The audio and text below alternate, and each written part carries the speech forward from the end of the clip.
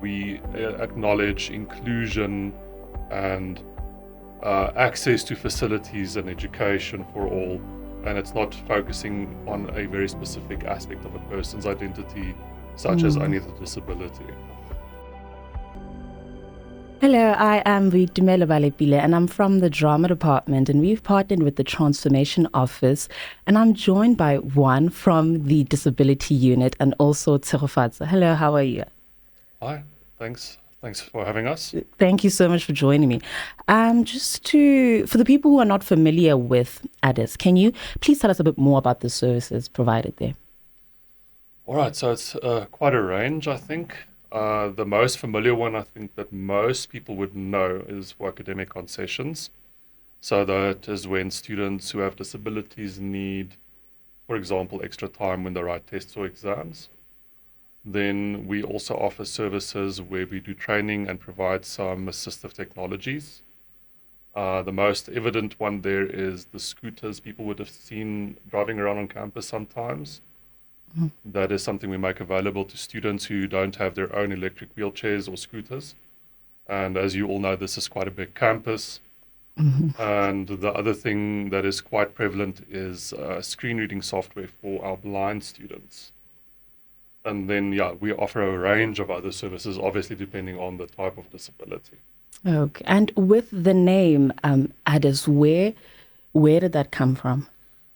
So I think that was necessary. There is a discourse quite in the foreground at the moment, I think internationally. And it also shows the development in the field, in the type of services we are able to provide. The old name Disability Unit has a lot of stigma attached to it. So because of that, many people might feel that they are being labeled, or it might discourage them from registering with us if they actually need support and things like that. And I think by renaming in the way that we have, this just brings us more in line with the movement, the trend in the movements that we are seeing at other universities. And it also emphasizes, the human aspect a bit more, that we acknowledge inclusion and access to facilities and education for all, and it's not focusing on a very specific aspect of a person's identity, such as only the disability. And what initiatives does the unit take to promote disability awareness and inclusion across the institution?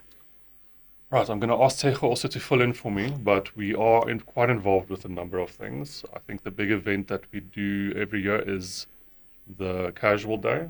Okay. So we usually invite a lot of the NPOs and people working in the field of supporting citizens with disabilities, not only students, to advocate for different types of disabilities. And as far as our services and visibility is concerned, we try to make use of all the avenues available to us. So we are always present when there are activations or UP events. And also we have a presence, I think, right from registration on the sports campus at the beginning of the year. And every time there's a public event that UP is organizing, we have representation there. And then in addition to that, we also have newsletters. We have our own mini website on the UP portal, and that our information is distributed in all the study guides on ClickUp. I am told we're on social media. Yeah. And is by the that young where people. Tsego's role comes in? She is very involved with that, yes. Not really. So there's another intern at the office, Peaceful. She's the one who's involved with the Instagram page, and Alicia, Oh, the yes. lady that was here. She's also involved with that. So anything that you might see there, it's all there. So how does the university support ADIS? So we do have, we employ a number of people. We are four staff members permanently employed. And then we also are very involved with the internship programs. We find that, like Tshegofatso here as well, started with us as an intern.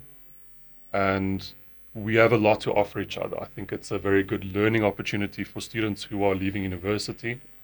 And at the same time, it really provides us with a lot of help, and it really helps us expand our footprint on campus. And what challenges has ADIS faced while trying to improve inclusivity?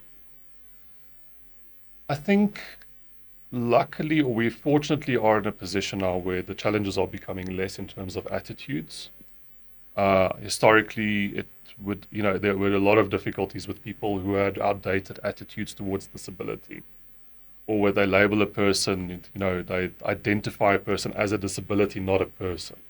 And in that way, people see disability as a problem, something that should be referred to a very specific place to be dealt with on their behalf. That, people didn't want to get involved with it personally.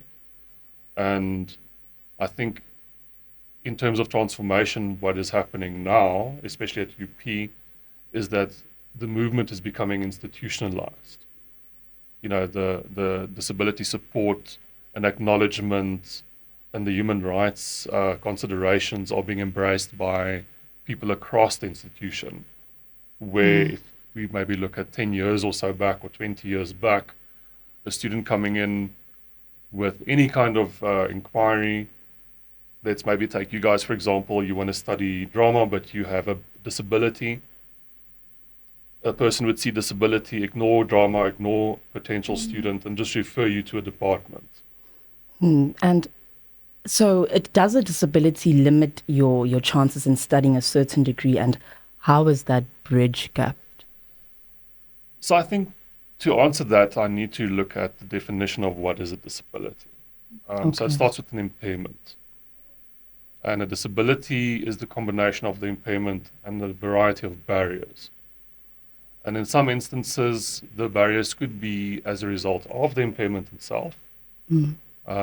So, for example, a person who is completely blind may find it very challenging to do hardcore engineering or work as a surgeon. And that is actually a minority. The majority of barriers come from poor policy development, and as I've mentioned before, attitudes of certain people and institutional culture. A lot of these things in of themselves, which actually has nothing to do with a disability, but rather the stance towards an impairment, is actually what makes that a disability in a lot of cases.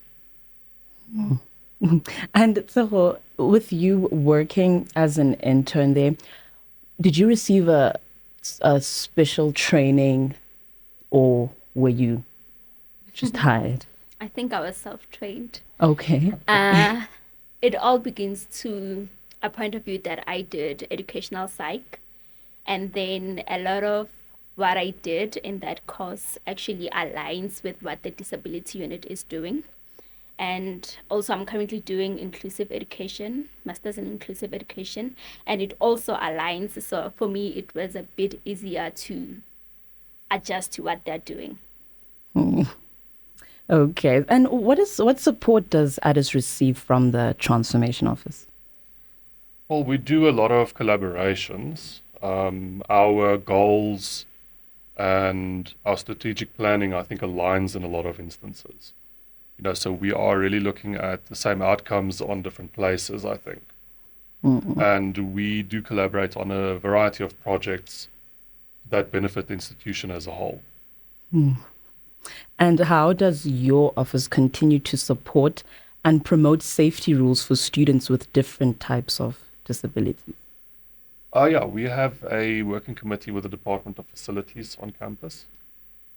So if anything is identified, you'll know if there's construction happening, or if we see there's an elevator not working, for example, in a tutor building, then that is reported to me, and I have a direct line through to a special committee at facilities that is able to fast track anything that needs to happen there. Thank you so much for joining me today. And I was with Juan and Tshegofatso from the Disability Unit, also known as ADIS, which stands for Access, Disability, Inclusion and Services. Thank you so much for joining me today. Thank you. Thanks.